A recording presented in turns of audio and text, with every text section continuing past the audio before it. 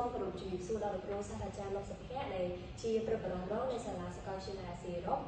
ជំនាញនីតិសាស្ត្រនិងវិទ្យាសាស្ត្រនយោបាយជាទីគោរពនាងខ្ញុំមកពីក្រុមទី9ដែលឡើងមកធ្វើបទបង្ហាញនៅប្រធានបទស្មុំកូនអន្តរប្រទេសហើយសមាជិករបស់នាងខ្ញុំផងដែរមានចំនួន4នាក់ទី1ចាន់ស្រីដាទី2ឈុននឹងឈីទី3លូនសុគតនិងទី4ចាន់ស្រីមីមេតិកា1សញ្ញាទូទៅនៃការស្មុំកូន2និយមន័យនៃការស្មុំកូន3ស្មុំកូនពេញលេញ4ស្មុំកូនធម្មតានិង5ស្មុំកូនអន្តរប្រទេសមុននឹងឈានចូលទៅដល់ការស្មុំកូនអន្តរប្រទេសនេះខ្ញុំសូមបញ្យល់នៅនិយមន័យនៃការស្មុំកូនជាមុនសិនស្មុំកូនគឺជាដំណើរការនៃការសុំបង្កើតទំនាក់ទំនងកតញ្ញុរវាងអ្នកសុំនិងកូនសុំដើម្បីឲ្យខ្លាយទៅជាទំនាក់ទំនងញាតិតាមផ្លូវច្បាប់សម្រាប់ការស្មុំកូននេះផងដែរមិនមែនជារឿងថ្មីថ្មីសម្រាប់ប្រទេសកម្ពុជាយើងទេគ្រាន់ថាពីមុនធ្វើឡើងត្រឹមតែជាការដោះដូរនៅអ្វីមួយត្រឹមតែការព្រមព្រៀងរវាងគូភាគីដែលមិនមានការអនុញ្ញាត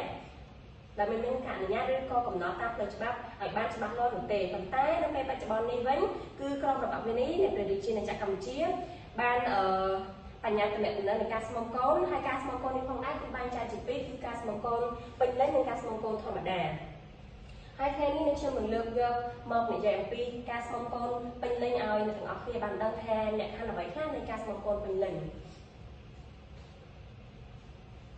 អញ្ចឹងការបង្កើតស្មុំកូនពេញលេញប្រសិនបើអ្នកដាក់ពាក្យសុំមកពេញតាមលក្ខខណ្ឌដូចជាបានចែងនៅក្នុងមាត្រា1008ដល់មាត្រា1012តុលាការនឹងបង្កើតការស្មុំកូនពេញលេញបានអញ្ចឹងលក្ខខណ្ឌដែលបង្កើតការស្មុំកូនពេញលេញនេះបានឪពុកម្ដាយ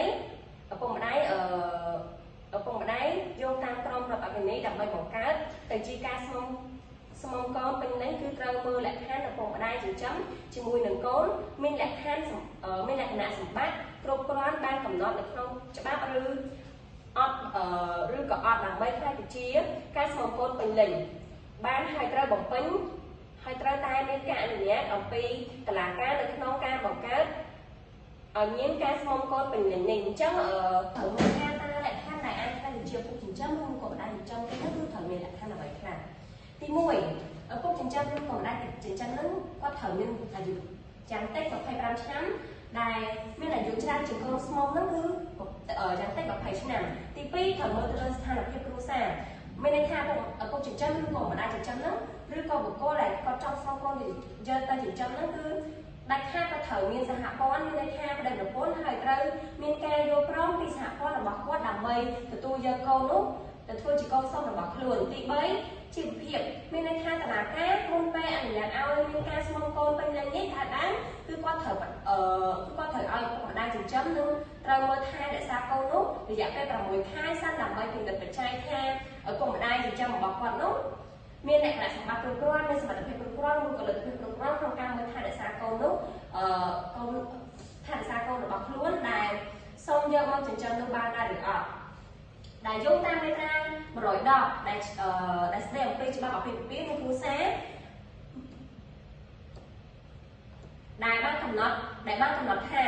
កូនសុំគឺធ្វើឡើងបានតែ2នាក់ប៉ុណ្ណោះលុះត្រាតែកូនណាម្នាក់ក្នុងចំណោមកូន2នាក់នោះគាត់ទទួលមរណភាពទៅឪពុកម្ដាយចិញ្ចឹមអាចសូមកូននោះយកមកធ្វើជាកូនចិញ្ចឹមរបស់ខ្លួនបានប៉ុន្តែនៅក្នុងក្រមរដ្ឋវិន័យពុំមានមាត្រាណាដែលបានចែងអំពីការកំណត់ចំនួនដែលធ្វើឡើងអំពីការស្មុំកូននោះទេអញ្ចឹងយើងត្រូវមកមើលអំពីលក្ខខណ្ឌដែលអាចធ្វើជាកូនសុំបានលក្ខខណ្ឌដែលអាចធ្វើជាកូនសុំនេះបានផងដែរទី1គឺយើងត្រូវមើលទៅលើអាយុរបស់កូនដែលយើងសុំមកនឹងគឺគាត់ត្រូវមានអាយុ8ឆ្នាំដែលដោយសារតែឪពុកម្ដាយចិញ្ចឹមរបស់គាត់ហ្នឹងគឺខ្លាចទៅជាមេបាតែមួយគូដើម្បីថែរក្សាចិញ្ចឹមបីបាច់គាត់ឲ្យគាត់មានអារម្មណ៍ថាដូចជាឪពុកម្ដាយបង្កើតរបស់គាត់អញ្ចឹងទី2ត្រូវមើលទៅលើស្ថានភាពរបស់កូនមានន័យថាលុះត្រាតែកូននោះគាត់ជួបទុក្ខលំបាកណាមួយឪពុកម្ដាយរបស់គាត់ហ្នឹងខ្វះលទ្ធភាពសមត្ថភាពមើលថែរក្សាគាត់ព្រោះគាត់ជួបបញ្ហាផ្សេងទៀតគឺផ្ដល់ផលប្រយោជន៍ឲ្យគាត់ទៅគាត់អាចខ្លាយទៅជាកូនស្មុំបានបន្ទាប់ពីធ្វើការស្វែងយល់ទាក់ទងទៅនឹងលក្ខខណ្ឌដែលអាចខ្លាយទៅជាពុកម្ដាយចិញ្ចឹមរបស់គេបានដូចនេះខ្ញុំសូមលើកឡើងអំពីអានុភាពដែ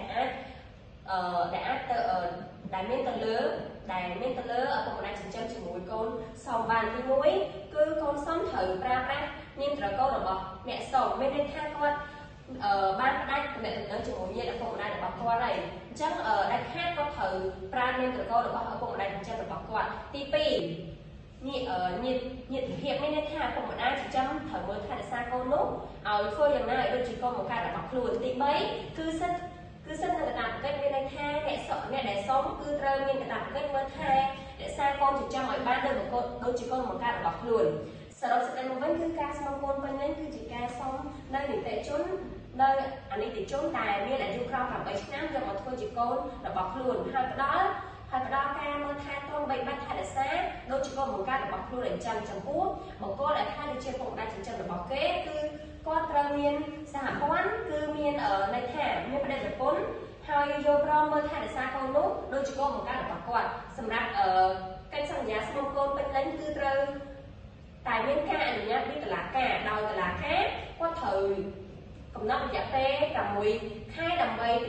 ពិចារណាថាតើឪពុកម្ដាយចិញ្ចឹមនោះមានលទ្ធភាពដើម្បីមើលថែរក្សាកូនចិញ្ចឹមនោះបានដែរឬទេចំណុចរបស់ខ្ញុំត្រូវបានបញ្ចប់សូមទេឲ្យលោកខេត្តរបស់ខ្ញុំជាបន្ត